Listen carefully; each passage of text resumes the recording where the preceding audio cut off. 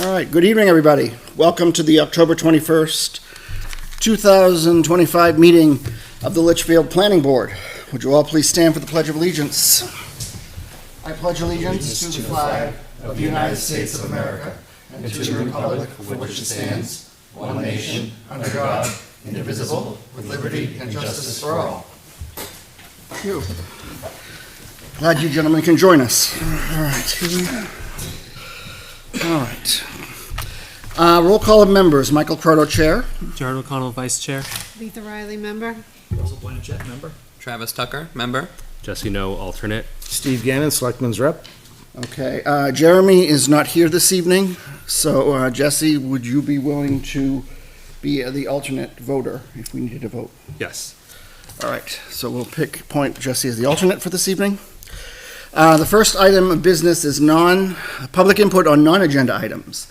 Items not on the agenda for this evening. Is there anybody here who wishes to talk about non-agenda items? And I see we have Mr. Perry. How's it going? How are you? Very good, very good. Good evening, everybody. Can you state your name and address for the For record? the record, Steve Perry, 5 Lidston Lane. I'm here because last week you guys talked about doing the ordinance for ADUs, okay? And I know that you moved it forward to public hearing. I can't guarantee I'm going to be able to be here that date because I didn't see the date. You actually didn't mention it that day either. We haven't said it yet. Okay, so here's my point. I will say for the record, I am on the ZBA, but I am here as a citizen, not representing the ZBA, okay? It's very confusing to try to nail all these square footages for all these ADUs because we subtract closets, we subtract laundry rooms, we subtract staircases. I think the language needs to be tightened up to include all space. The reason I say that is think of your home. When your home is taxed, they measure the outside dimensions of your foundation and you get your square footage. It should be that easy. I highly recommend that you do that. I'd also say that now that the state statute's gone up to the 950, because we have a precedent where we've been subtracting those currently, and it makes it so difficult to figure out what the dimensions are for these ADUs. If we just go by outside external dimensions, it'll make it nice and easy. I think if you bump it up to the 950, it accommodates for what we've been allowing today, and it just makes it so much easier. I had a conversation with Matt. I know he's here tonight about your duplexes, but I don't think he'll disagree with trying to make it a little easier to interpret. So that's what I'm here for. I just wanted to state my piece. 800, it seems like people don't want to adhere to 800. It seems like they want a little bit more. The case we had last night, the attorney that was representing, he was talking about the fact that the average 2-bedroom rental is between 700 and 900 square feet. So he thinks the 950 is where it should be. I mean, hey, he was representing somebody that wanted a variance, so I get that too. But I think if we incorporate all the space and we went up to 950, we would pretty much still be at the 800, but we would fix our problem of trying to calculate. That's all I got. Okay. If anybody has a question for me, that's fine. Does but anybody have otherwise- a question for Mr. Perry? I have a comment. I watched it as well, and the fluctuation between what the square footage was, I think the gentleman was asking like for 920 and 925 or something, but the actual square footage was like 1,129 because he wasn't including closets and staircases. So you go from 900 to 1,100, and that's a vast difference. Yeah. And I would agree. What is the true definition? Is it measurable inside? Does it include stairways? Does it include closets? I know they're not heated, they're not livable, but it isn't inside the livable space of the home. Right. I just think that if we change the ordinance to tighten it up, it'd make it a lot more clear. There'd be much less gray area. But again, just my opinion. We gotta give it to you. We appreciate it. Okay? Thank you very much for coming in. Thank you. Thank you. Thank you. Thanks. All right. Anybody else for any input on non-agenda items this evening? Okay, hearing none, I'll close input on non-agenda items. We'll go on to the agenda for this evening. Number one, Matt Osborne, Litchfield Building Inspector, to discuss duplex separations and definitions. Is Mr. Osborne present this evening? Come before the board, or sit at the table, state your name. Matt Osborne, Town Building Inspector. Welcome. So I was actually requested by you guys to come and answer, I guess would be the best way to describe it, any questions you had on duplexes and what those definitions in term. I know there were certain people that didn't like sharing a common party wall or within a contained one structure unit. So I'm kind of opening that up based off of what our definitions are here in town. Any questions on them? Does anybody have any questions for the building inspector? I know this was discussed at our last meeting. Yeah, what is it we're hoping to accomplish by changing the language of the ordinance? So all the way up until 2015 of the IRC code, this used to be the stated diagram for a duplex. Common party wall, not less than an hour, separated by either a wall or floor. The actual dwelling units were contained in one single structure with a common roof line. That prevents anybody from changing from, say, a cape to a gambrel, smashing them together, and here you have a duplex. Most recently, since I've come in, 47 Page Road is a perfect example of what happens when we just say attached. Basically, two separate buildings were approved, and we granted them a skywalk or catwalk, whatever you want to call it, canopy, and now he has pretty much two separate structures attached on the parcel that he owns. This way here, it's kind of just clearing up the interpretation and use of that. As far as the IRCs, the IBCs, basically from 2008 all the way up till 2015, it was all contained within a common structure. So to me, a common structure is the single dwelling unit envelope, As shown in the diagram. as shown in the diagram. So I know that, what is it now, 1, 3, 5, and 7 Page Road are duplexes with the garages in the middle. That's fine. Like, it's two of the exact same buildings, but it doesn't share that common roof line. That was the biggest thing all the way up till current. The new 1821 codes have just kind of told you that it's in one building. So we would have to define what is considered a building structure. Okay. So as the building inspector, it's difficult without having those clarified to be able to keep a consistency regardless of whether I'm here or somebody else is here making those decisions.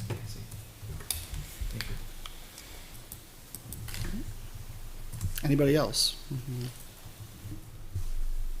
Well, let me ask Russ, because I was the one who suggested you should come in, because there was an issue. So regarding the dumbbell type of scenario, does that answer your question about that, or no?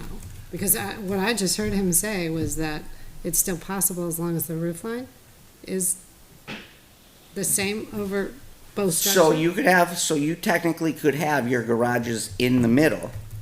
If you were to look at Corning Farms, their garages are butted up against, but they continued the livable space above the garage to make one continuous roof line.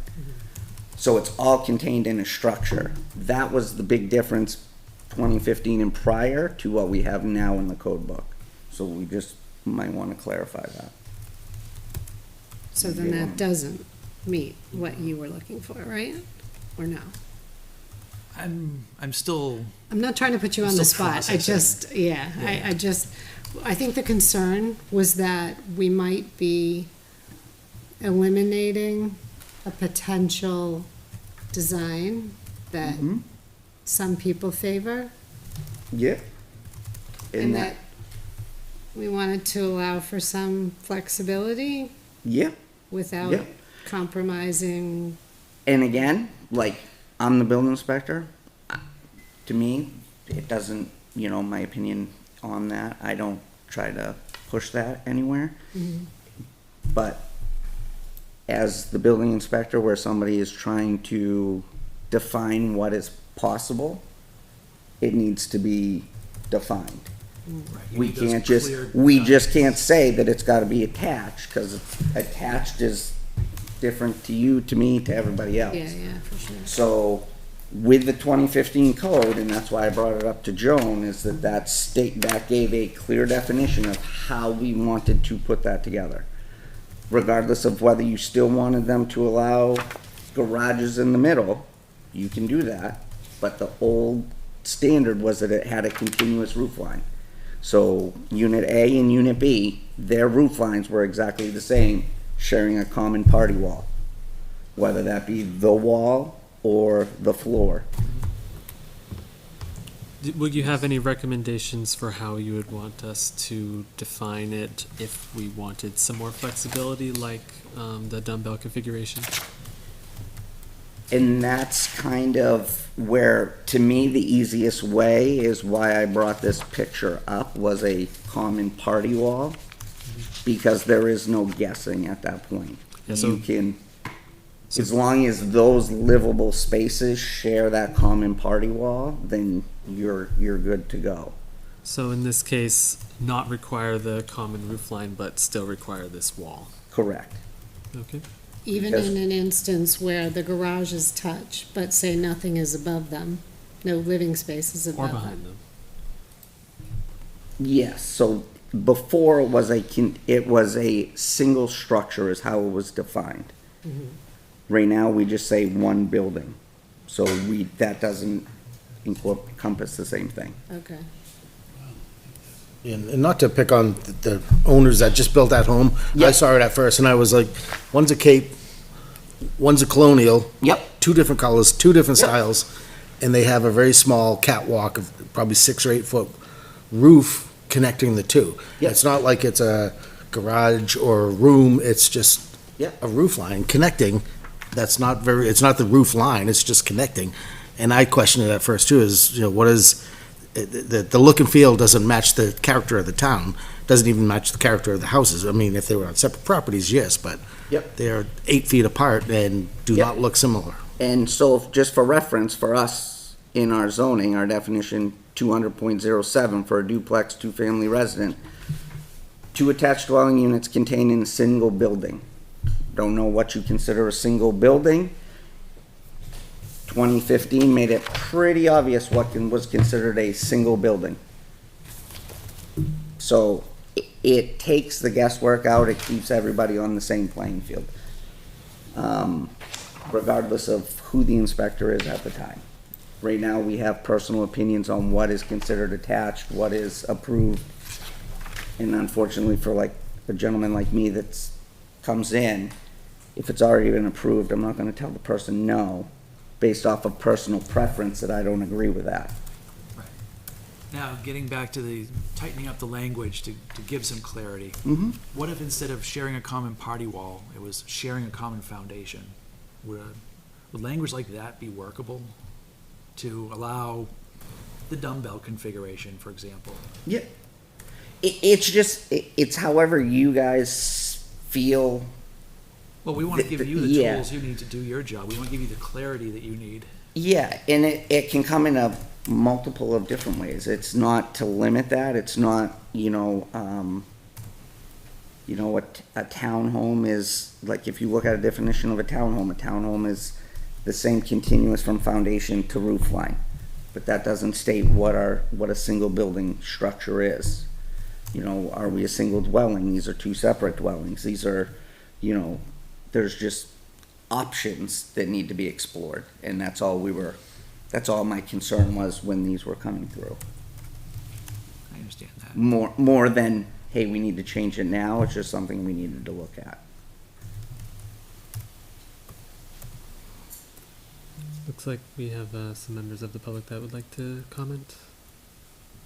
Yeah, we can certainly open it up to public comment. Anybody have any public comment this evening regarding what has just been done? Mr. Charbonneau, why don't you come forward to this table, introduce yourself to the board? Rick Charbonneau, 401 Charles Bancroft Highway. Why couldn't you just say it has the same architectural design? Probably I don't know. subjectivity. Yeah. Probably, that might be too subjective. Why? It's both the same, it has the same architectural design. And I think the other purpose was to prevent the kind of breezeway situation where you're connecting two different Well, buildings. no, but if you want, so if someone wants to build a duplex and they want to put the garages in between, there's plenty of those units around that look very nice. So as long as the garages touch or the interior walls, but they have the same architectural design, they're gonna look they gotta look the same on the outside, I would think. Yeah, we would hope. I would think. That's it. Okay, thank you. Thank you. Anybody else from the public this evening? Yes, please come forward, and state your name and address for the record. Reggie Moreau, 8 Westview Drive, here in Litchfield. It is a touchy subject, and you're trying not to limit things that will really look good by certain restrictions like common roof line, okay? That's something that kind of takes a home and turns it into something that's more lineal. And today, a lot of the designs are getting away from lineal. You've got offsetting that's going on. And it's not uncommon to have something that's a little bit different in design on one next to another, but still have the interconnect. I think the having that common wall is important, but I think you have to understand also that when incorporating that common wall, that you can have a relatively small common wall. It doesn't have to be from front to back, because if you're going to be getting into shifting of a structure to give it some depth and whatnot and make it look, give that ability to make it look good, I think, that common wall is important. But also you can do it with your garages on the inside as well. It is a very difficult thing. I know common architectural style is something that is related a lot of times to the finishes rather than the overall design, because if you look today, there's a lot of new designs that are out there where they're actually changing. Even for instance, Corning Farm, okay? You will look and there's actual changes from one to the center where you get the big barn. It's actually, there's some commonalities on the outside edges, but when you get to the center, it's actually a different design, which pulls that and kind of breaks that up. So you don't want to get yourself into a trap where, you're starting to question those kind of things, because it can get pretty complex. It is a difficult thing. I think the most important thing is having that, some sort of common wall. I'm not a fan of those that put breezeways in between two structures and try to call that something other than what it is. But, I want to be also careful about being too limiting on that, because there are a lot of new designs that are coming out that are quite pleasing. Not everybody wants the old colonial anymore, or the old Cape anymore. It's all kind of changing. So, sorry I couldn't help you a lot more than that, but. Thank you. Anybody else from the public this evening?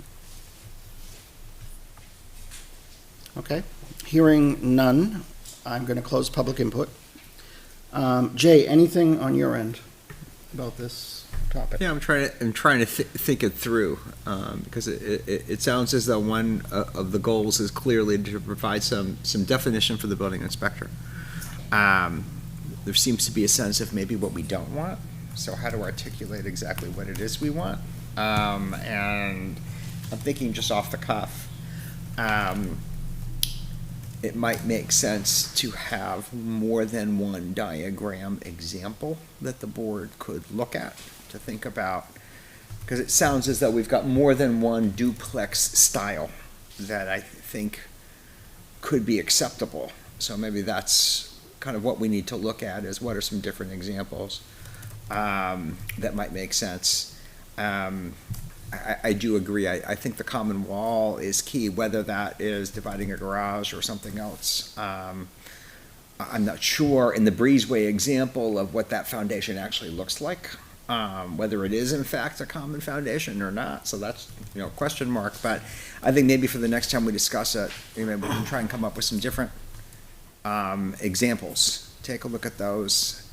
And then if there's an openness to some different styles, then we can draft the language to make sure that it's not precluding things that we want to see, and is precluding things we don't want to see, if that makes sense.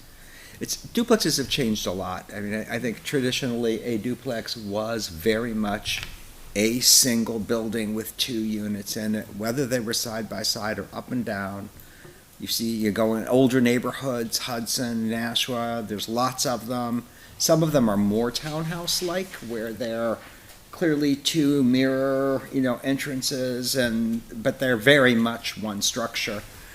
Sometimes they are, there's a different variation in how they're done. Are a number that are up and down, still 2 front doors. You see a lot of those in older neighborhoods. Typically, the units are smaller than a single-family home. So that's why there's an allowance for them on one lot. It's because the assumption is there's less impact. Now what you're seeing is really 2 single-family homes that are next to each other. The size, the massing, the number of bedrooms, it's evolved into something different than what it might have once been. So I think that's probably part of the struggle. 20 years ago, you probably wouldn't have had this discussion. But now that dumbbell style is become very common. And I mean, you go by them, the massing of them is quite large. So it's a different thing.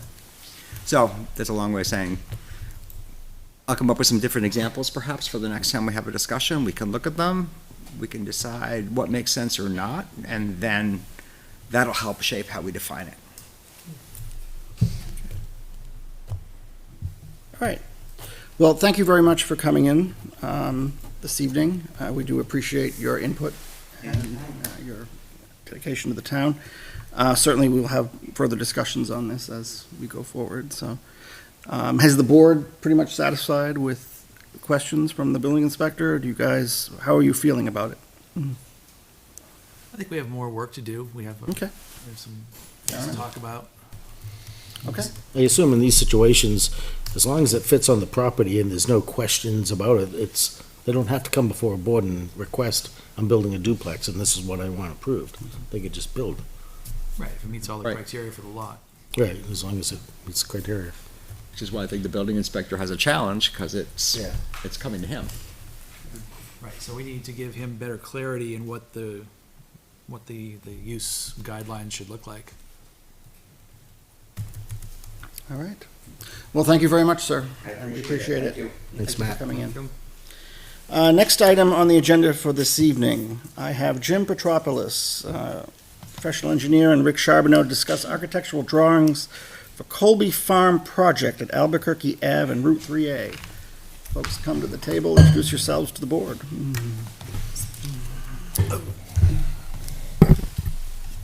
Good evening, Good evening. Mr. Chairman, members of the board. Good evening, Rick. For the record, my name is Jim Petropoulos, a professional engineer, Nashua, New Hampshire, representing Rick this evening. Also with us is Attorney Hollis, just to keep an eye on us. And Mike McEwen is our project architect, and Mike joins us in case we have any questions Rick and I can't answer. Thank you for the opportunity. We won't take up a lot of time, but we're here just to continue the discussion of what we're calling the Colby Farm mixed-use development, with really a primary focus on 2 items this evening. Some of you may recall we were here last time in June of this summer to kind of say, hi, how are you? I'm going to recap a little bit just to freshen up on things. I'll give you an update of where we're at. And then I want to introduce you to the architecture.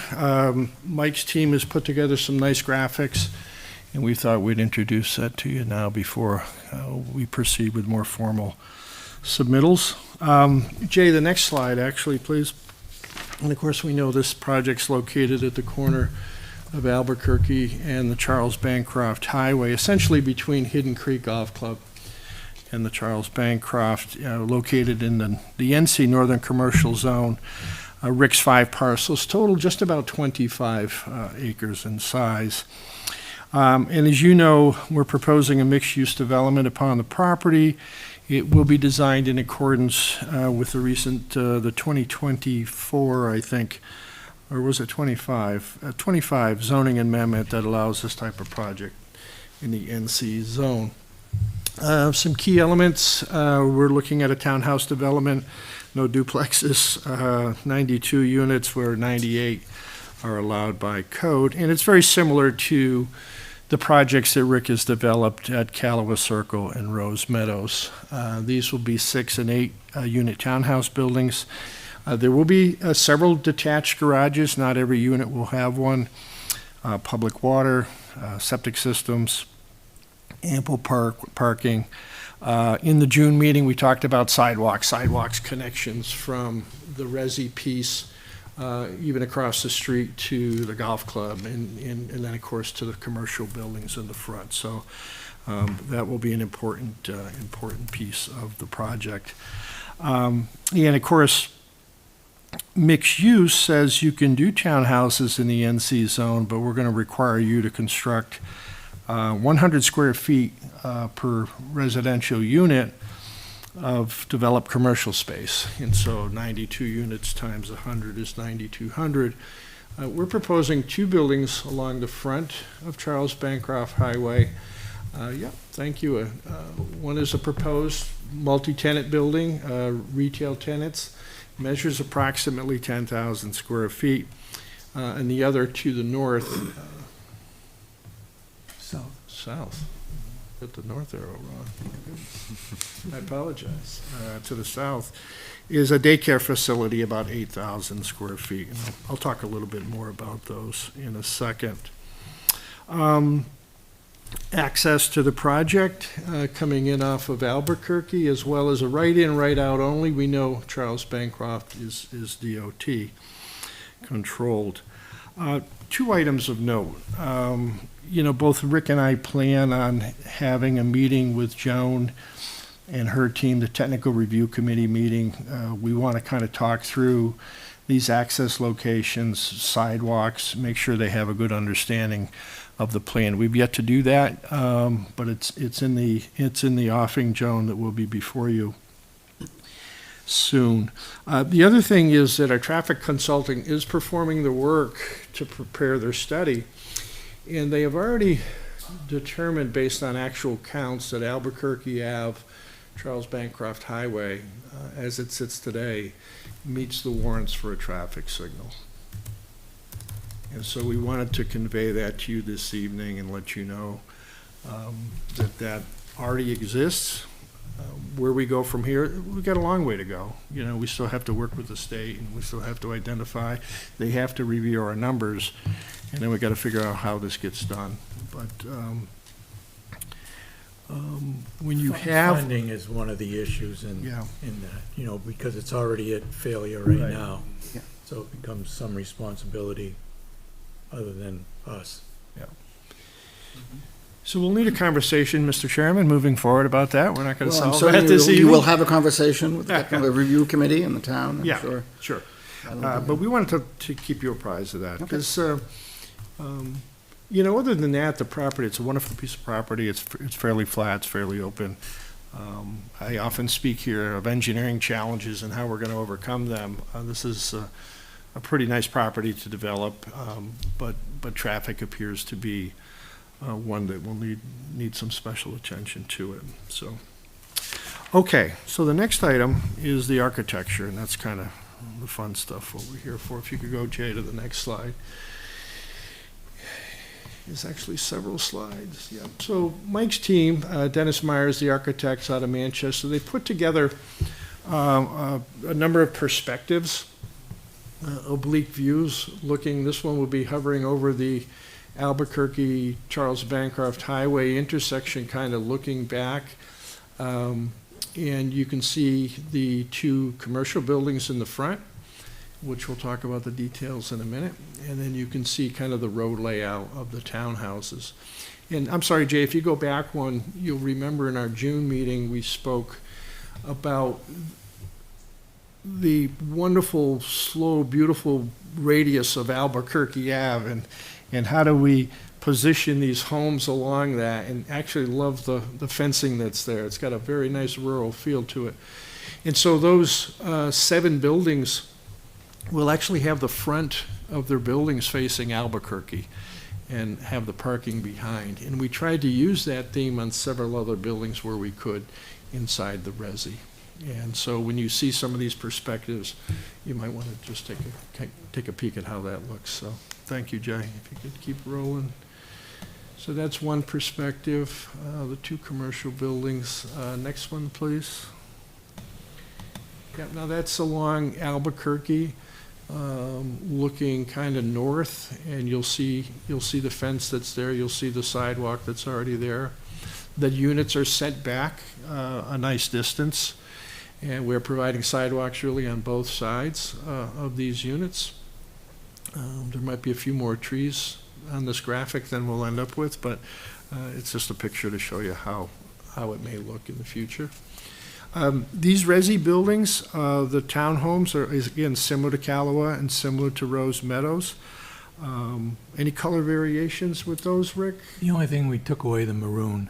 And we did, we talked about wood siding. We are gonna go with a 30-year vinyl siding. Okay. But it's gonna be. Right. Next one, please, Jay. Okay, that's looking from across the street, up in like a drone shot almost. Next slide.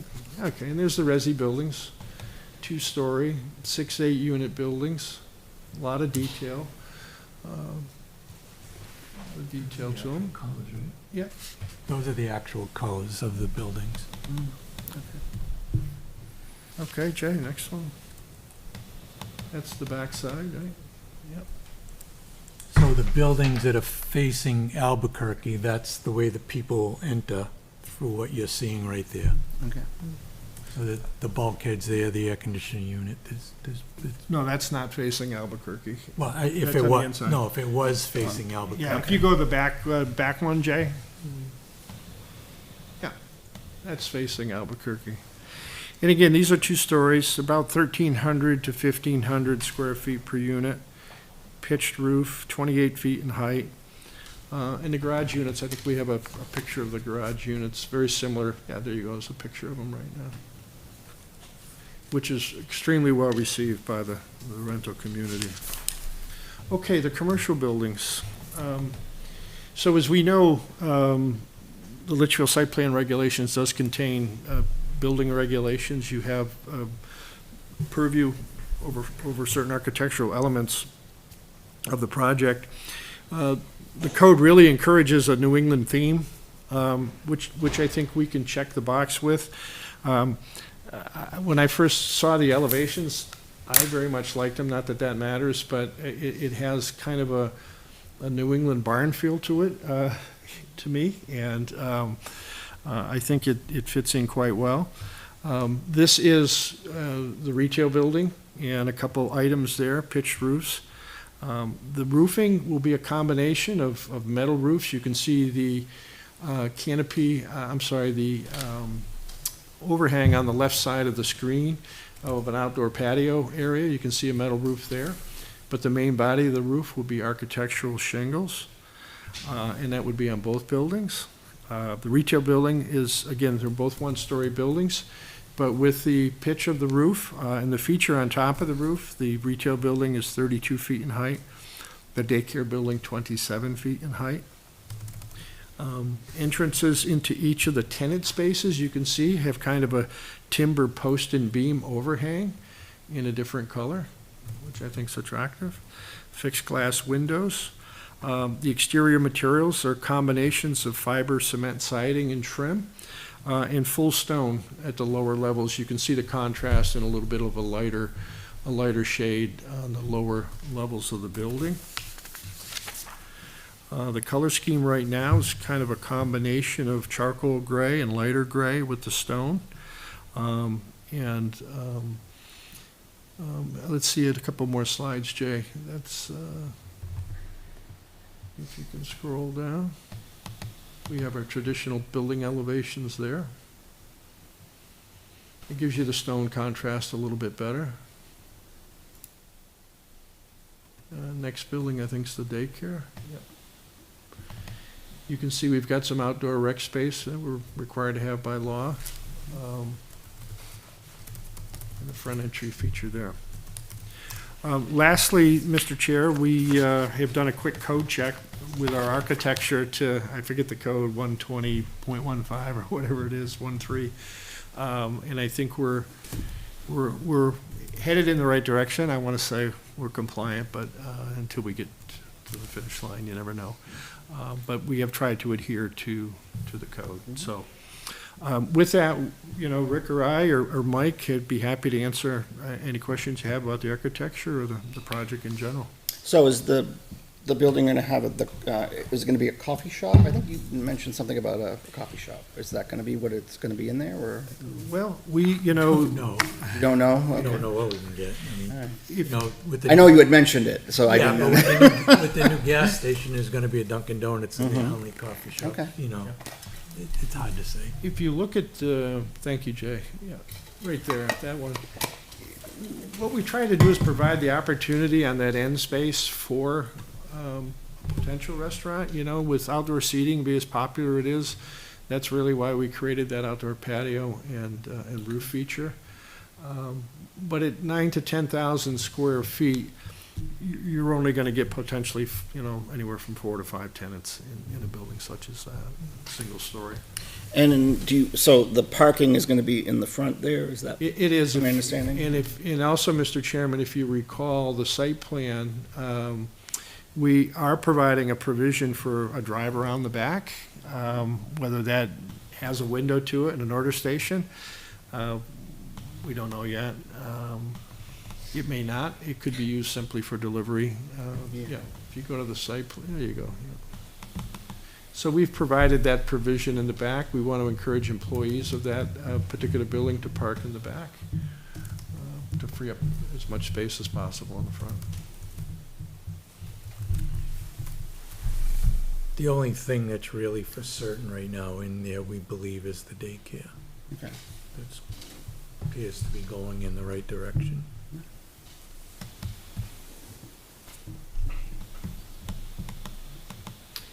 In terms of timing, we're probably not going to land back here until maybe the other side of the first of the year. It'll be, The Morgan, is it Morgan Road? I'm sorry. Yes. Is that gonna, because I know where Romano's is. Yeah. Is that gonna go through or no? we're proposing to, block that. You're gonna block that? It's a private Okay. road, so. Okay. Morgan Road's a private road all the way, right Okay. from Colby Road. And what about, you're gonna still do, you said you were gonna have the, where the golf driving range is, there was gonna be a building, my understanding, No, for maintenance, are you gonna do maintenance. that, We're or? gonna we'll come back in with a maintenance, because when we change our traffic, when we move the trucks to a different, we'll be coming in with a plan for Okay. that, and when we do that, it'll be on that site, part of that site. So we'll put the maintenance garage for this facility will be over there. And what about, you mentioned last time about rain gardens, are you still doing that, or what are you? Yeah, I think the stormwater is going to be a combination of a number of different practices throughout. We enjoy a ton of open space around these buildings, and so rather than hard pipe everything to one location, I think we're going to have a series of different stormwater areas. One of the things I like about working for Rick is when, for instance, if you look at the buildings along Albuquerque, you see green spaces there. We don't like running surface water over sidewalks because you get that freeze-thaw action in the spring and you could have a potential slip and fall, and that's the last thing an apartment owner wants to have. So we would introduce, Mr. Chairman, in those greener spaces that still need to be drained, so probably some small leaching structures or rain gardens that you consider, but, yeah, so there's gonna be a whole series of different practices on this one versus a big, large parking lot, so. Does anybody have any questions for the applicant? I have one that's very insignificant, but I thought all roads off Albuquerque, you couldn't have a driveway off Albuquerque. I know Morgan Road is named. Is the entrance to the commercial units gonna have to have an actual name? Yeah, well, no, that won't have an actual name, I don't believe. Because I thought because of the class of the road, you can't have, Well, I mean, you definitely know more than I would. it comes back to the old thing, if you're gonna have a commercial use, you've gotta have an entrance off of Albuquerque. Yeah. So it's just that simple. You know, it was for residential back in the day. You don't want residential Backing driveways into- off of it. Right. But if you're gonna have a commercial unit, commercial building. Yeah. If you're gonna require a commercial building, we have to be able to come on to Albuquerque and 3A. So the stipulation was probably was for residential driveways. Back then it was, yeah. I mean, I don't know if it still is. I mean, that probably wasn't zoned commercial back when we did it, when they first did it. No driveways on Albuquerque, it probably wasn't zoned that way. You remember, Jay? That was a long time ago. Northern commercial? It probably wasn't. Yeah, I don't remember. It was a long time. It was a long time ago.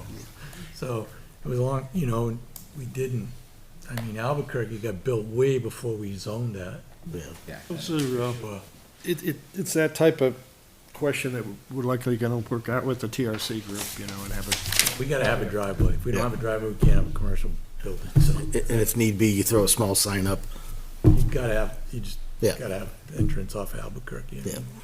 For anything. If we can have it, why wouldn't we be able to have a driveway off of Albuquerque if we can have one off 3A? Right. Oh, I completely agree with you. I was thinking about the ruling that there was no driveways, but it probably I makes think more it's all sense single. residential. Well, it was single family, and I don't know if it ever got addressed in the commercial area, but we have to have a driveway. Yeah, I think if you build that driveway to the road standards and give it a name that might, and designate it a small section of road that might. Well, if we build it to that, I mean, we can come in and build a small cul-de-sac and have the town plow it, which doesn't make sense.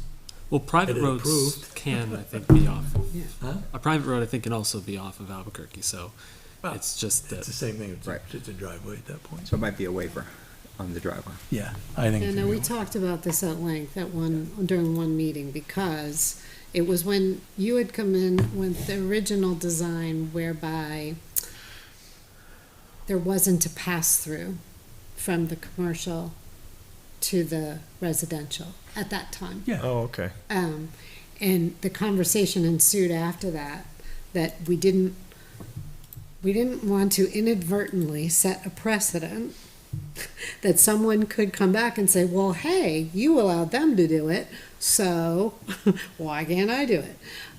So when we talked about it, Yeah, you're well, right, Jared, it was about building it to the town standard so that it's a private road. It was all down to the not calling it a driveway, because it wasn't a driveway, it was technically a road. So, It's a and in that case, we could feel comfortable that we wouldn't be whacked with some kind of precedent that, was set. that If we're someone worried could about that challenge us. driveway being a precedence, we have a whole bunch of precedents we already set in this town. I just wanted to give you the benefit Yeah, no, I of what, understand. not that people go back and read minutes, but that's, you'd find it in the minutes It's somewhere. a so. driveway, it's not. Plain and simple, it's a driveway. And how much screening are you planning on having between the residential buildings and Albuquerque? Because we do have in the design regulations that it should be screened to the extent practicable through the use of fencing, trees, shrubs, and/or landscape berms. Well, if you look, you've seen we already planted a whole bunch of trees to get ahead of it. Yeah. And typically, we've been spending about 9,000 a unit on landscaping. So that's about what our cost per unit, today's dollars is for landscaping, so if you drive, look at any of the projects that I have, I think they're landscaped pretty well and look. Yeah, we haven't done the design yet, so it'll be in the drawing, so we'll be able to look at it though. But it'll include as Rick said, the existing fencing and trees that are already out there. Yeah. Are the trees within the town right of way at the moment? Yeah. So I don't know if we should fully. Those should definitely not be the only thing because that is not part of the project. Just think about that. That's what I just said. 9,000 a unit, and the amount of units that are there. That's how much money we're spending in landscaping, which is pretty close to $1 million. Okay, so we're not cutting any corners when it comes to landscaping. We're putting sprinkler systems in. We're making it so that it looks good. All I say to go look at Rose Meadow and tell me what you don't like there, and we'll improve on it. Or go look at the building that Jolt just building, and what we're the projects that I've done. And I think everybody has to admit they don't look too shabby when they're done.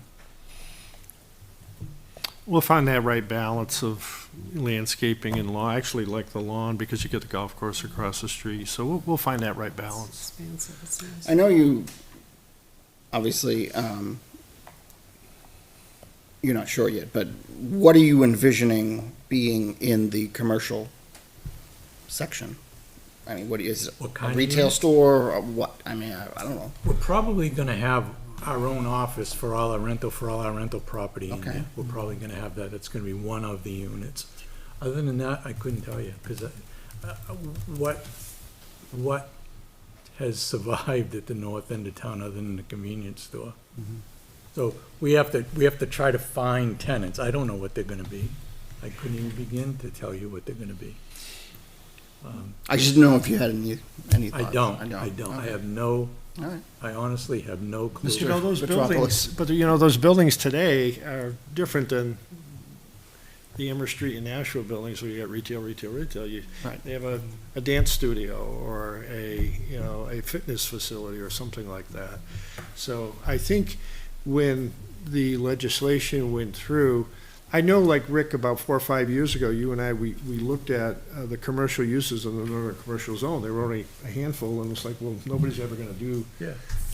a bank or this or that. But what about those services for the 8,000 people that live in town? So that's my own personal opinion. I think it's gonna It could be a dance lean that studio. way, something Could like be a that. law office, could be a Okay. dentist. We don't know, we really don't know. Yeah. We're gonna build it and then we're gonna try to rent it, so Okay. I'm not gonna build it, I'm not gonna have it, all the tenants and then decide to build it. I'm gonna build it and hopefully they will come. Well, you're gonna have new residents, so that's a part of the mix. Right. Yeah, Yeah. exactly. That's a good point. And I'm gonna build it before, there'll be maybe a small percentage of the residents done and the commercial will be built. So we're not gonna worry about not building all the residential and worrying about the commercial. We're gonna build the commercial right up front. Incidentally, that's a big issue in mixed-use development projects all over, Guys like me sell everybody on the idea of a mixed use, and then they build a resi, and they don't build a commercial, and then we have to come back 3 years later and ask for more resi, right, Jay? Yep. Yeah, that's why we put some care into the regulation of the ordinance. Everybody does, but, if you go to Merrimack, we're Flatley's building that project, if it is Flatley, I don't even know, but the one where St. Cobain. St. Cobain was, there's a whole foundation there that they put in they can't, the first building they built's not even full. It's tough. But we're hoping that there's nothing out there's nothing in that area that we can rent it. And hopefully all of the customers located right next door Yeah. will help. Yeah, hopefully, we'd like to see something, and maybe with the fence company, maybe someone else will pop up, and, who knows? I don't know.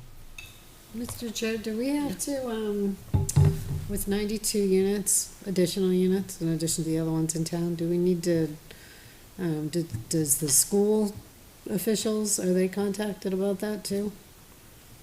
Not really. I mean, the school is its own entity. I know that they do keep track I was gonna of say. the data regarding building in town. Certainly because, they're interested in knowing about, who's going to be attending the school and all that stuff. Yeah. But no, not really. So, and just so that everybody here understands and we be clear, this is a conceptual, I'm assuming this is a conceptual design. It's an amendment to a conceptual design. The board is not bound by anything that the applicant is presenting this evening, and the same is true of the applicant, is not bound by what the board says. So it's really an opportunity for the board to get an idea of what is going to be constructed this evening and what the applicant is proposing, and just want to make that clear. So, if they bring a site application before us, that's a different story, that's a different animal. Then they have to adhere to the regulations and whatever, we have under our zoning. It was really tonight just to come in so you could see where we are, what we did. If something you don't like, we'd rather know about it now than down the road if you don't like the looks of the building. Well, I will tell you, if you're gonna be putting in commercial, I would like to, and this is my opinion, not, Yeah. anyone else. And it's your decision, but maybe a restaurant, maybe, I like the idea of a law office, that's a pretty good idea. And I certainly like the idea of a A rental little self-serving there. office for yourself to rent those properties. I like that idea, so that's just mine. I'd like to have a restaurant, but if we can get one, just, Yeah, is there enough draw? Well, Without that's it, septic and obviously, Yeah. and once we get further down the road, we can start advertising the building and see what we can get before we finish the inside. So we'll put the shell up, get everything done, and then you don't finish the inside till you know what you have for a tenant. Now, you're gonna have, so there's gonna be, and I think I saw it on the rendering, there's gonna be an entrance at the front on Charles Bancroft. An in and an out. In and out, to drive in and out. Northbound in and a northbound in and northbound out. Okay, That's it. No left turns. no left turns, okay. And, and again, you're not bound to this, but at least this rendering that I'm looking at is showing the fence continuing down to Charles Bancroft and going down Charles Bancroft. So You can do it's, that. it looks fantastic. I mean, that would be my hope, No. is to see that fence wrap around. Yeah, we're gonna put fence. Yeah. No, we're not changing that. No, I know, but it stops at a certain point. No, no. And so. Right I now, because wasn't sure if you were Yeah. gonna we continue just did that. it at the time, but it's gonna go all the way down the front. And then the sidewalk is gonna go down to Colby Road. And we're not sure if it's gonna be in the right-of-way, the state right-of-way, or it's gonna be on our property. We don't know that yet. What about I'm sorry, going back, I think you had said something last time about you weren't gonna move I'm talking about the Romano side, but there was a house. The duplex The is duplex, staying. is that gonna stay? Staying. That's staying, okay. Yeah. And are you gonna remodel that, or is that gonna be? We'll probably just- change the siding and do something, but it won't be, Okay, it's probably won't be seen anyway. It It's tucked in there pretty good. yeah. in there pretty What good. about Willie Colby's house? That's getting torn down. Willie Colby's house? Yeah, that has to get torn down. And the area where, is that Colby Brook? I'm sorry. It is. Yeah, that's what I thought, okay. That is all, I mean, all of that's all in the floodplain, there's nothing gonna be affecting that at all, or at all just gonna be? Yeah, right now, we're not touching any of the regulated buffers, but there may be a need to, which would put us in front of the zoning board. Okay, so like a special exception? Yeah, for a buffer impact. It's actually already cleared. Okay. We might put a small stormwater practice right where the cursor is, Jay, in that back left corner. But other than that, we've done our best to respect both building, no touch, and septic setbacks along Colby Brook. And there's a pretty clear break between the usable land and then the slope down and the woods that are there, so Right. we're not really touching Okay. any of that stuff. Yeah, other than that, there's no wetland other than what we had to do if we have to go out with a pipe. Yeah. into the wetland. I like the idea of having just northbound traffic only on Charles Bancroft, so that if you're going south, or you're coming south or going south, you're gonna have to use Albuquerque to enter and exit. And if you're gonna put so you, is it gonna be DOT that, for the light at? Well, they Albuquerque? approve, the DOT approves every light in the state, Okay, so they have to approve every single one. But yeah, that would be there, but okay. It'll start with the review of the study, Mhm. the numbers, the data, and preliminary design. And then, like Renee's project, it'll then morph into a final design, which will need sign off. And would that be like approval by, well, it's Charles Bancroft Highway. Would the town have to approve that as well? I don't think so. the signal, Yeah, or is it the state? it's the state. The state approves every signal. Okay, all right. I didn't know if the town had a. The town just has to help pay for it. It's the unfunded mandate. We're gonna wait on that a little while, right? That's gonna be an interesting discussion, okay. We'll save that for later. Let's do that last. All right. Yeah, go ahead. While they're here, Yeah.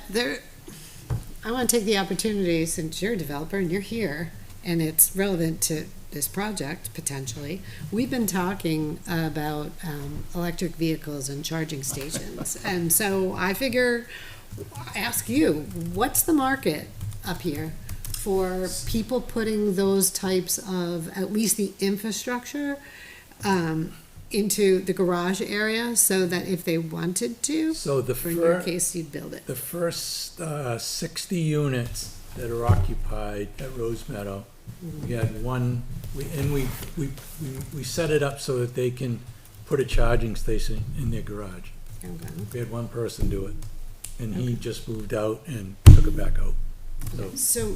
So, do I understand correctly, you didn't put the charging equipment in there, you set up the electrical infrastructure such that someone could Yep. have it installed? Inside their garage. Got it, and do you intend to do that, do you think, in this, or not bother? Yeah, we're gonna keep because doing it. doesn't- But Okay, it's not a big deal, and so we just run a conduit from their unit into the garage. Mm-hmm. So then, if they want to do it, we just have to run a wire in. We're not gonna wire each one and Sure. do it until Sure. they wanna, until they need it. So out of the, like I said, out of the first 60, we had one. okay, Wow. So you have conduits for every single unit? Every single unit, so everybody has their own electric bill. Nice. So every condo unit has its own electric bill, its own water bill, its own gas bill. Yeah, And that's why at the end of each unit, yeah, if you go to where the garage, where the buildings are, you see like a little bulkhead, yeah. and there's one right there. Go back. Yeah. Go back. No, go back down. Down. One more. Yep. Okay, Oh, see that next to the front little door? shed There's closets, a little yeah. hangover. yeah, There's one of those on each end of the building. One of them's empty, and one has all the meters in it. But we build them both so it looks the same. yeah. So actually, the maintenance people, if they wanted to stick some shovels or rakes or whatever in there, they could, but there's just two empty. They look the same. Thank you. That was a good question. I forgot about that. Yeah. And we were gonna put charging stations at Rose Meadow, but it wasn't feasible at the time. Yeah, now I think this, you no longer get tax breaks too, so that's just gonna no one's gonna buy them now. It's gonna drop the market. Yeah, yeah, I don't know. I mean, it's okay. I mean, my brother has an electric truck. He loves it. Till he has to go someplace. So, doesn't We see just- anything here, so we give him a hard time about having an electric truck. He's up in Concord, it breaks down. He won't call any of us to go get him. He takes a new one. We wanted to hear from a developer and to understand what the demand was in the marketplace, so Right thank now, you it for doesn't seem to sharing. be, Seems Yeah. to- But Yep. we're making it so it's available. We do see big employers, industry providing EV spaces for their employees. The New Balance facility up in Londonderry, the Bella Vance facility, they all ran chargers out. They didn't go hog wild on 300 cars, but they provided probably 15 charger space or cars. So we're seeing a lot of that in the commercial industrial side. We're not seeing it on retail buildings. The other problem is not that they haven't got together, so if you have a Toyota or you have a Volkswagen or you have, they can all plug in. Yeah. So they haven't made it all the same. So it's difficult. Tesla's different standards. than everybody else, and just, they haven't come together yet to make it all work. Okay. Anybody have anything else this evening? Well, gentlemen, I want to thank you for coming in, and it was a pleasure. Thank you, very helpful, thank you. Yep. Thank you. I hope Have a that good evening. helped you with any questions or concerns. Have a good evening. Thank you.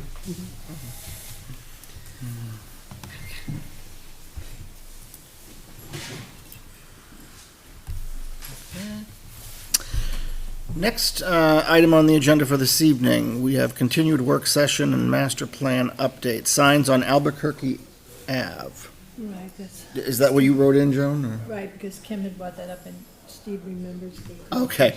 conversation. So I'm going to turn it over right now to Mr. Jay Mancara. An update. All right, so really not too much in terms of the update. I think we're going to talk about the master plan next meeting. We had talked about the possibility of a solar ordinance. I think that's really the only one other than the two-family that's hanging out there. So I don't know if people have had a chance to look at the model or to think about it. I did start going around and kind of trying to take some pictures. So I did find a solar array in Milford that I would say was dual use with storage units, mini storage units.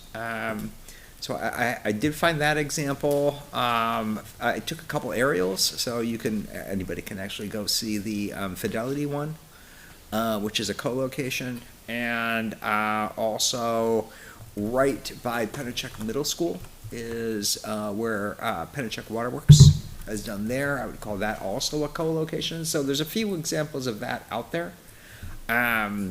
They don't all look great. So I will say the one in Milford, it isn't in an industrial zone.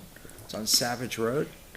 It really is kind of right there. There's no screening. It's almost right on the road.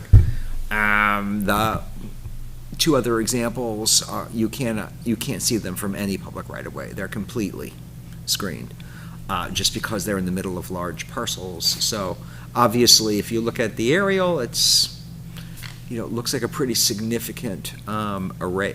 Both arrays are pretty substantial. I'm not showing these now. So those are some examples. I'd like to find some more examples, though, of different ones that we could kind of take a look at and decide. To me, at least, the big takeaway was, and these are all dual use. They're not single use, although they're so large that they really would be the same as if they were. But the big differentiator I saw was the visual impact. When you can't see it, it doesn't matter, almost. When it's right up on the road, you can see it. Maybe it doesn't offend you, but it's very, very apparent. So probably for the next time we chat, I'll try to get some of these examples and put them together in a little bit of a slideshow. Beyond that, substantively, I don't know if anybody has any thoughts as to these. Yeah, solar as a use is definitely not a high value one. No. There's not a lot of economic activity from the use, but it also doesn't utilize the town resources much either. So it's kind of like just an ugly, undeveloped lot. Like I noticed the Fidelity one just driving by on the Everett Turnpike. It was like, what happened here? It's huge. It is huge.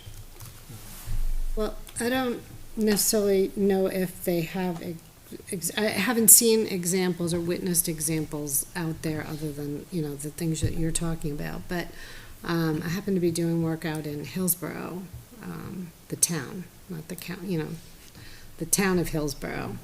And they have in their ordinance a 10-page write-up, which I found very interesting. They had lots of definitions, and frankly, they weren't as intimidating as that one. And it they boiled it down to, you know, community solar, ground mount, industrial solar, large commercial solar, primary agriculture. They put it in what I considered to be more layman's terms so that you understood. Like, you didn't even need a visual because the clarity of their definitions were there.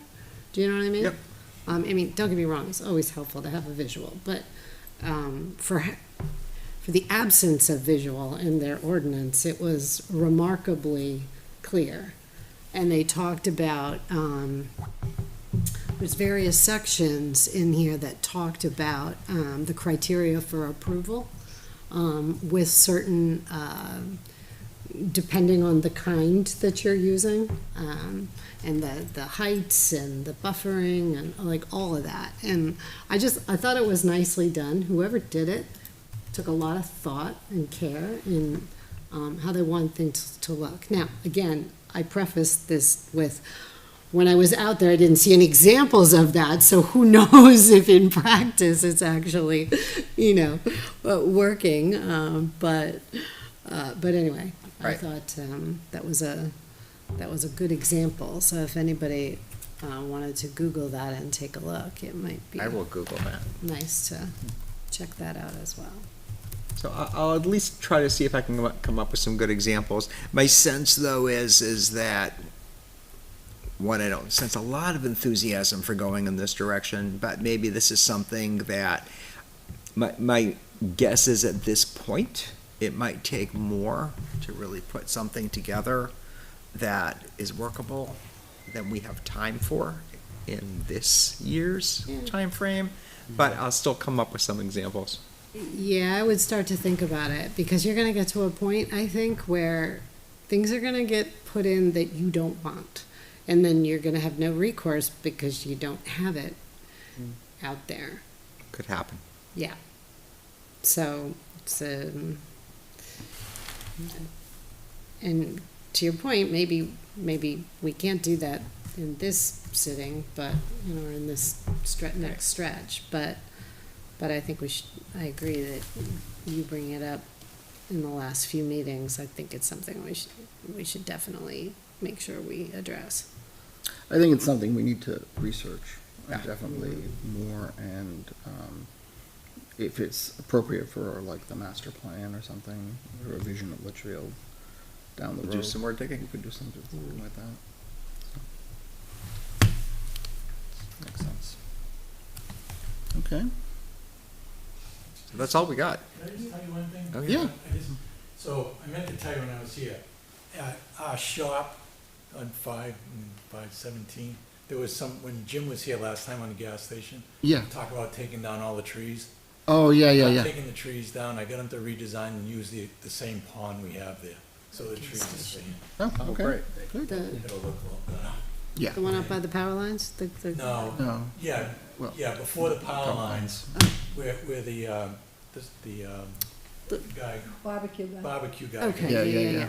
In that parking lot, those trees were gonna get cut down, and I guess at the last meeting when they were here for the gas station, when they changed something, those were getting cut down. And I know, was it Luke Herron had Yeah. raised that concern Yeah. too? Yeah. They're not Okay, so getting they're cut not. down. Okay. They're not. They're fixing the Okay. pond, so they're all staying. Nice. Good. All right, good. Thank I didn't you want that for that, to for clarifying. I thought you were coming in to give us your opinion on solar. Right. I know your opinion on solar. Oh, here we I go. don't like solar, but we're actually gonna build a solar farm.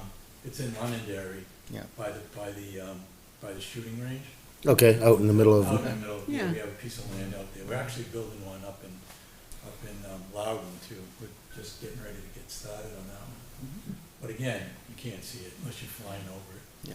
And Would that's you- the only time that. Would you, as a developer, would you ever consider putting them on the garages, on the roof of the garages? the biggest problem with putting solar on a house or garage, when you have to re-roof it, you have to take all the solar panels. So your garage roof goes from X to Z and beyond because you have to take all the panels down to redo the shingles. So, and a lot of people get caught with that, and that's a big expense, so. Yeah. I don't know, I'm not, but when they're on the roof, you don't notice them as much. Right. I don't know what the savings is. Well, as I said, I think, more research and if, something. Yeah, I think if for a solar farm to be in town, the whole farm, I think you needs to be well screened. I mean, you go down to Massachusetts and there's like millions of solar farms. I mean, it's just. Yeah, and some of them you see from the highway and they blind you. Well, yeah, and that's the thing, so we need to Right. think very seriously about getting something in so that we don't have something we don't want in town. I agree. Right. With you. All right, have a Right, good Rick. night, Rick. Take care. All right, some more to come. Yeah, more to come. You're gonna bring up the signs on Albuquerque? I don't know enough about it. I'll have to do some research. I wasn't prepared. Okay. I missed the last meeting and I don't remember when we talked about it. Was this something that Kim we had brought mentioned- up, or there's something for the Board of Kim had mentioned Selectmen? Board of Selectmen, Yeah. that, right now Can we're you saying. provide us what that is, or? Yeah, so a high level, the ordinance is you cannot have signs on Albuquerque. Okay. at all, or on town roads, really. That includes small for sale signs. The concern comes in when Campbell graduates come out and I should not say they line Albuquerque with those signs. Yeah. You're really not supposed to. Okay. Or if the fishing derby, you put a sign out, or, conservation has something planned, they put a sign out. So the discussion is what can we do, what should we put in place, where those kind of signs can be permitted, and I think it'll have to come before the board. I don't remember the exact details of it, but it was something around that where we'd have to change the ordinance and then there'd have to be approval. But what we don't want is people coming out, hey, I'm gonna roof your house, I'm sticking a sign here, I'm sticking a sign here, sticking a sign here. Nailing signs on the telephone poles.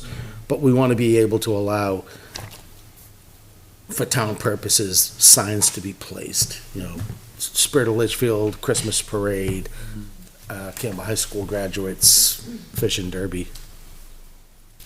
Yeah, as written now, it's, no signs except town and state highway direction and regulatory signs may be used on Albuquerque Avenue. Right. Full stop, that's it. That's it, yeah. So the Halloween display at the Pink House on the corner can't be, no signs? Is it not a sign? That's my entertainment every week, seriously, I wanna see what happened next. We might be in First Amendment territory. I know, right? Yeah, right, exactly. So, yeah, we're gonna have to, discuss that at the board on what we wanna do, and I imagine it'll have to come back to the planning board, right? For final approval or discussions, Well, it's the zone, in the zoning. So It would be a that's- zoning? so it'd be, Yeah, I mean, that's, Section 15. that could be potentially a simple amendment if it's something that you wanted to do. and that would be for the zoning, and it would have to be. Well, yeah, that'd be a good idea for it to go to town meeting, because that Yeah, would be a sure. That'd be easy. significant change, so people would want to weigh in. I would agree. And then would you recommend that I wouldn't want ZBA to get caught up in that because they may not meet quick enough. Well, it wouldn't be, Should be- it would it's- definitely be- So it'd be a board of selectmen to approve. Yeah. To get it on a warrant. Yeah, planning board would get on the warrant. The planning board would get on the warrant, the ZBA says it's not allowed, but the planning board could override it kind of thing. Well, no, town meeting. No, The town meeting would do it, but it would be the planning, put forth by the planning board. right. Yeah, Yeah, I agree, we should have it because, for those situations. so that'll allow us to craft what those exceptions should be, so that'd be a pretty simple amendment.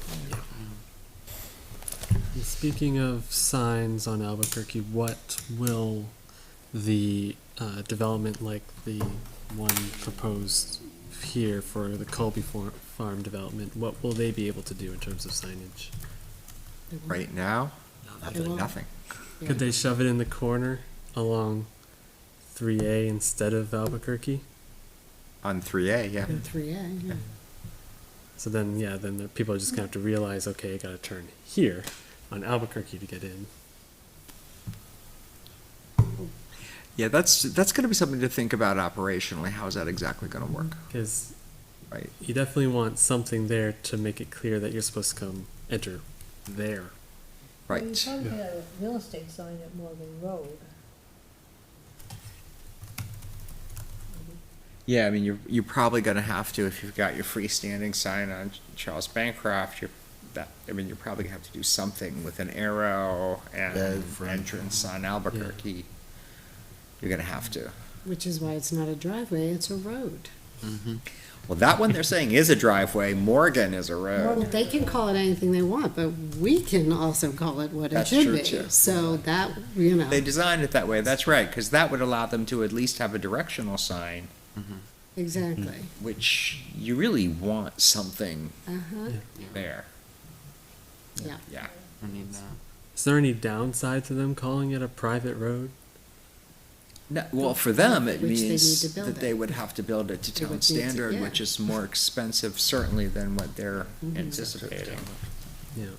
I think they would probably rather go for a driveway waiver. I don't want to speak for them, but yeah. And can they put a sign if it's a driveway? As long as it's, Not under these regulations. Not on Albuquerque. so they would either Not in need Albuquerque. 2 waivers or they would need to pay for a road. Well, they need a variance Yes. on the sign. So then, yeah, at that point, yeah, they'll have to prove hardship. Right. We'll have to meet the 5 criteria. Yeah, in addition, including hardship. Which I guess the hardship there would be people would miss or not know how to get into the property maybe. Maybe. Obviously, there's an entrance coming off of Albuquerque, that Morgan Road entrance. You don't need a sign for that, other than just the street sign. Yeah. You don't need a big banner sign saying you are here. Yeah, but You for the don't. commercial part of it. I'm sure there'll be, That's facing 3A, you put the sign on 3A. That's what you probably would have to do, is put the sign in 3A and just make it clear to people. The entrance is on Albuquerque, but no sign, there's no sign there. Yeah. Could get a little confusing for Right, so you take a left off Charles Bancroft onto Albuquerque, and if you're not paying attention, you'll miss that quick exit to the right. Or you'll do a U-turn. Yeah, going down Morgan Road and coming back in.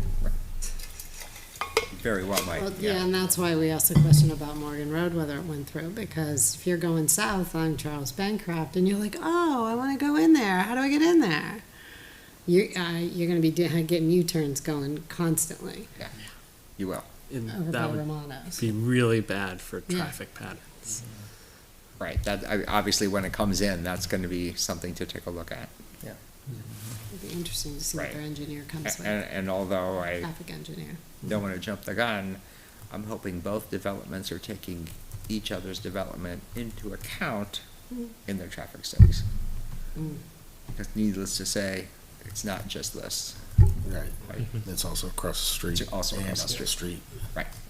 So you kinda gotta look at the whole picture. But we don't have to decide that yet. Do you think, Well, it'll be an interesting discussion for the technical review committee.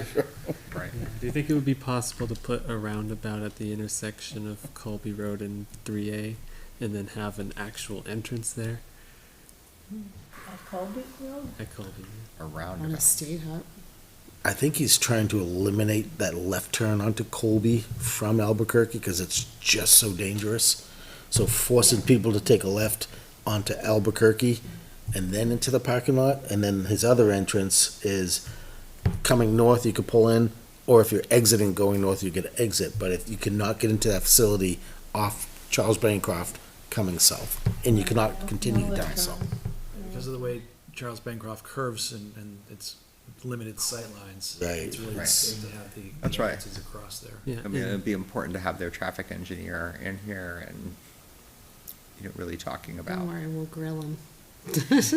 right, and just making sure there's that holistic look, Yeah. right? Because that's. You wanna make sure that Make you sure cross we the get some- i's and dot Yeah. the, yeah. And what does it look like with the light? I's and cross the t's. I don't yet have that worked out in my mind as to what that would be like. Yeah, and with the light there, the only direction that really has a problem is taking a left off of Albuquerque, I'd say. Right. Every other direction, it's not a problem. Yeah, when they said the warrants were triggered, I assumed that must be the warrant.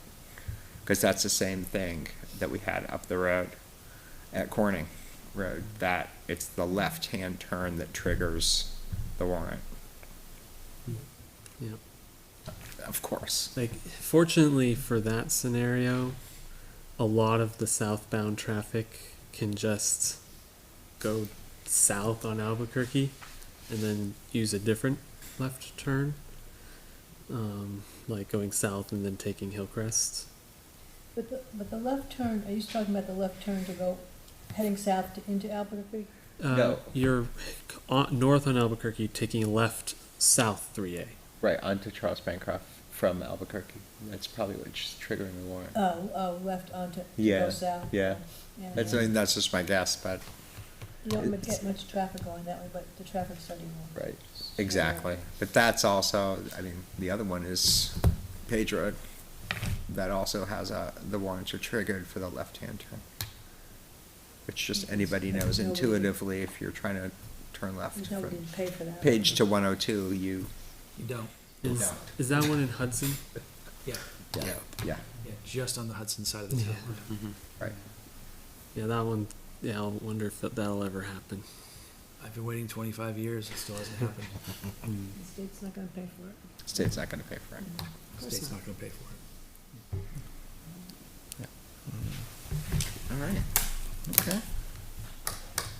Very good. What's the date of the next meeting, November or something? 4, I think.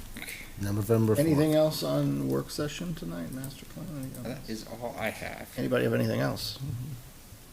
So when are we having our public hearing on the? You can only go so many days ahead of town meeting, so.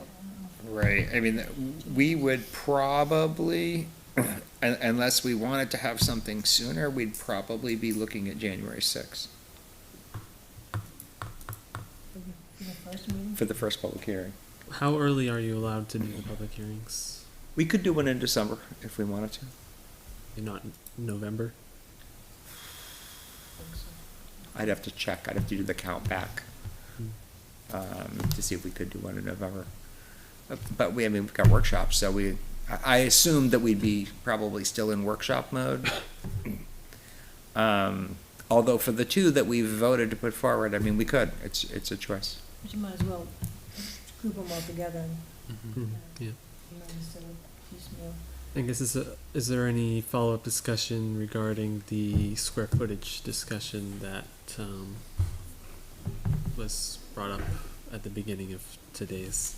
Yeah, I you know, hearing that, I thought maybe I'll try to put together something, we can talk about it at a work session.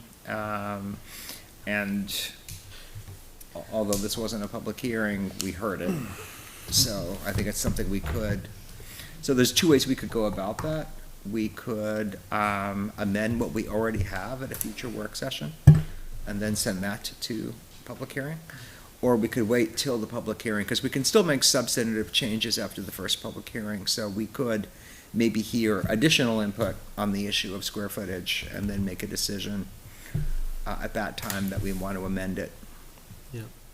And also, we could probably, would it make sense to have, if we have square footage changes, have that as a separate warrant article so that we can have people accept the things that we need to do because we're required by law, but have the change in square footage requirements be a separate thing? Could. Because I wouldn't. I have to think it through, but there's more than one way we could go about measuring it. So, yeah, but we could do it as separate warrant articles, absolutely. If we have a concern that one would pull down the other, we could do it that way. If we change the square footage, I think that should be a separate voting item. Because the other changes are changes to comply with the change in state law. The square footage question of increasing it is discretionary, so that's a good point. We could make those two separate warrant articles. Yeah. And yeah, with the square footage itself, we're definitely getting variance requests for that.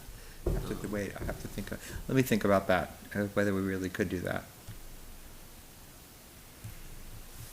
Because we also don't want to have two different square footages pass. Well, that would be problematic. we would have to amend, probably, want to amend a specific section. Right, but if you pass an amendment to the ADU, because right now we have a square footage requirement in there, so if that passes as that is, and then you had another one passing with a different square footage requirement and both passed, then you would have the question of now which one do we do, because both passed. So Which I one's don't think, authoritative? I'll think it through, but I don't think we could do that, but I do think we could do the description as to what is included separately. That's a possibility. I'll think on that too. But it's also one of the values. I mean, today we heard input from somebody on the square footage issue, and that was one opinion. Increase it to 950.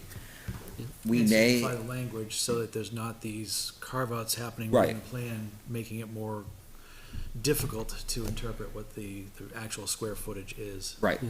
and that's easily done. But we might go to public hearing and we might hear people say, no, it should be 1,000, or we might hear Yeah. people say, gee, that's too big. So we might wind up at a different place after we go to public hearing. Yeah, so I have in front of me the plans that were proposed, that were submitted for the variance request last night. And on it, there's a pretty reasonably sized kitchen. There's a reasonably sized living room. Let me see if I can read any of it. It's like it has a nice 12-foot wide countertop on the long countertop on the L-shaped kitchen. Yeah, 13 feet wide and the kitchen. And then another, I can't read that, it's obscured. It's another probably 13 feet. So it's a reasonably sized kitchen and living room. And then on the second floor, There's 2 bedrooms and a With full a- bath. with Yeah, yeah. downstairs was a living room, kitchen, half bath. Upstairs was 2 full bedrooms and a full bath. yeah. And I So- think it's the second bedroom that tips it over our requirement or our maximum right now. So yeah, depending on how you define the square footage, it's either 900, low 900 range, or 1,122 or something like that. And it's detached? it's attached. It's attached, yeah. Yeah. It's a It's new just- construction, and it would be basically the place of a third garage. And the description sounds like you wouldn't even tell it's there because it is a new construction. So it would just blend in. But it's now you're at, is it 925 or is it 1,125? Yeah, I mean, that's language we can tighten up. I'm pretty sure if somebody were to put their house on the market, they would not be subtracting all their closets and their stairwells from their square footage. Yeah. Right now, when you're taxed on your square footage, including closets, including stairways. Of course, Yeah. Looking at this design, it's definitely a very comfortable square footage for an ADU. And they said that they wanted to make it bigger, I think, but they shrunk it to make it closer to the requirements.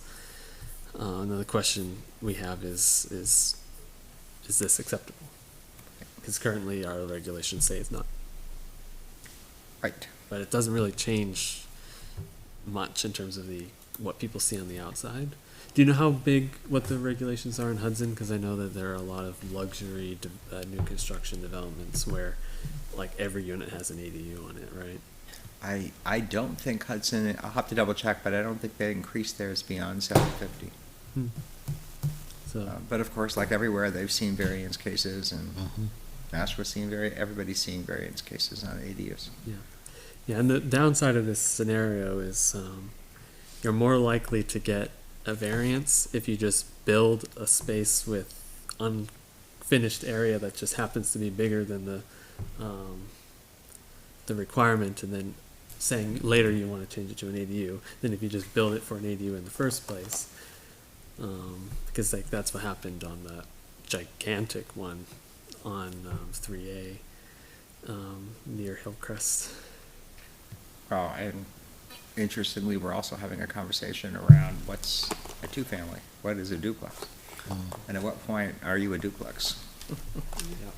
Right. So, Yeah, regarding the definition of duplex, it sounds like we might want to go in the direction of having a required wall, either horizontal or vertical, and maybe a minimum square footage of area of that overlap. Not Possibly. too much, because you want to have probably some shifting of the properties, because it does debatably look better than the just colonials that are just split in half, which have a full overlap. But we probably want to have at least some overlap, so they don't end up with a foot wide thing. just it's interesting to think of all the nuances that we're talking about, where at what point are you just like, you can have 2 units, right? Attached, detached, whatever, you can have 2 units. Because we're really trying to, we're trying to define, like, what do you include, what don't you include in square footage, what constitutes attached, well, but you can have a detached ADU. So it's starting to look. And I've never heard of not including closets in the living area. This is news to me, and I've been doing this for 13 years, so I'm sure those things exist, and if it happens, that's really bizarre to me. I hope it doesn't happen, but sounds like it does. It does. Yeah, I think So- all of the ADUs have used the other definition, because like there was one that came to us and we were like, oh, it adds up to a little more than that, and there was like, oh, we just subtract this and this.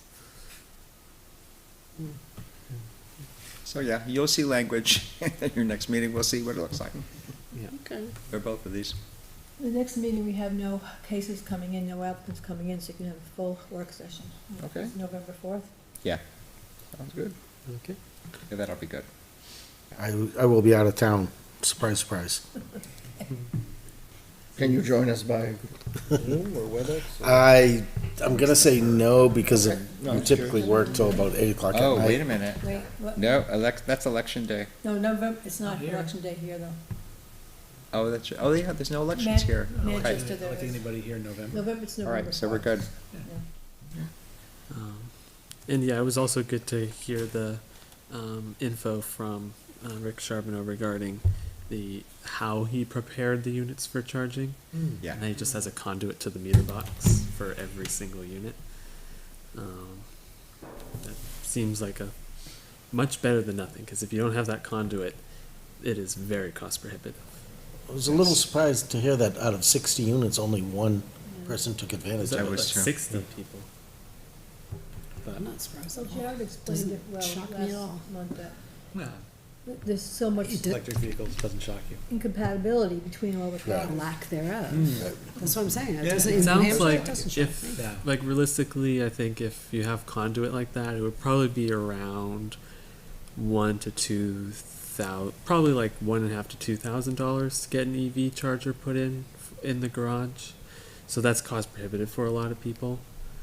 So are EVs. Yeah. And no more tax break. But you cannot realistically have an EV without a charger in the garage, because you need to charge at home. They're not designed for you to charge using rapid chargers. It's inefficient, costly, and only some people have the luxury of work chargers. That's right. But yeah, I think at a minimum, requiring like the conduit, for example, so that if the developer wasn't proactive like him, then there would still be at least something ready. Some minimum standard. Right. Well, especially in the detached garage there. Yeah. You're certainly not gonna dig a conduit after the fact. Yeah, that is cost prohibitive. That would balloon the In a cost rental. from like $2 Right, in a grand. rental. Well, it sounds like it's on the radar of this developer, and I'm sure many others, so, if they can build it in when they build the stuff, it sounds like they're doing it anyway, whether Right. they get participants or not, so.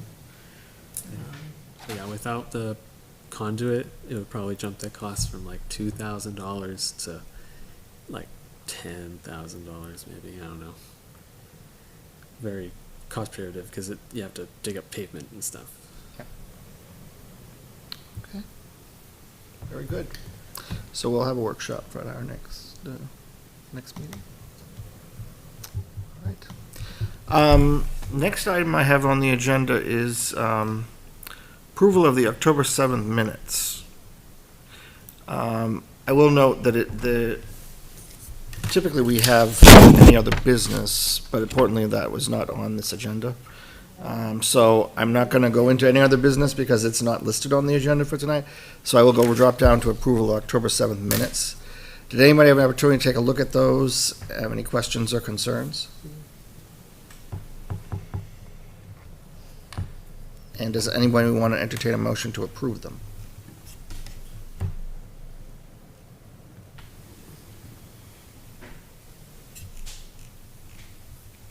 I just had a question about where the red line kind of corrections came from.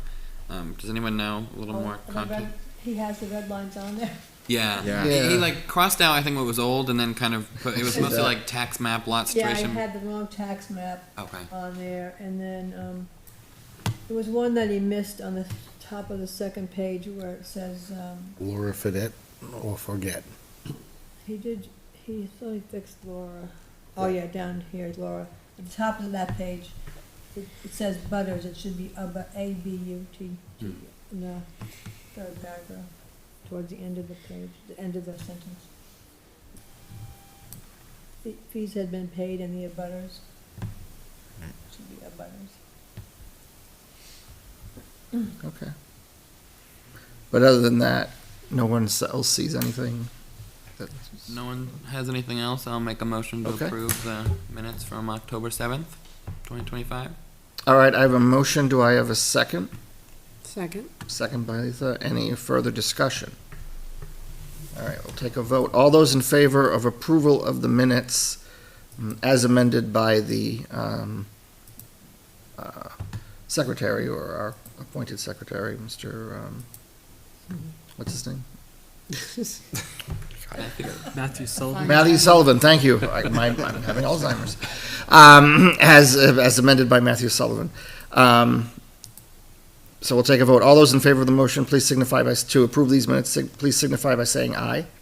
Aye. Those opposed, anybody abstaining? Aye. All right, I'm going to see if I can do this. Motion passes 602. 502. 506. Wait a minute. 502, yeah. I'm at 602. Oh, that's right. 1, 2, 3, 4, 5. You're right. So, motion passes 502. Sorry. See? It was close. I was close. I was close. And I forget, and committee reports didn't get on there, just new template, I'll fix the template. Okay. Yeah, normally I would, but because it's not on this agenda, I'm not going to do that because it's not on the agenda. So I guess since we don't have any other business this evening, I'll entertain a motion to adjourn. So moved. I have a motion by Letha, a second. Go second. Second by Jesse. Any further discussion? All those in favor signify by saying aye. Aye. Those opposed, anybody abstained? Motion passes 1, 2, 3, 4, 5, 6, 7, 0, 0. All right, our next meeting is when, Joan? November 4th. Our next meeting is on November 4th. That'll most likely be a workshop. I hope, thank you for joining us this evening. And happy Halloween if we don't see you, and we will definitely be back in November. Have a good night. Thank you.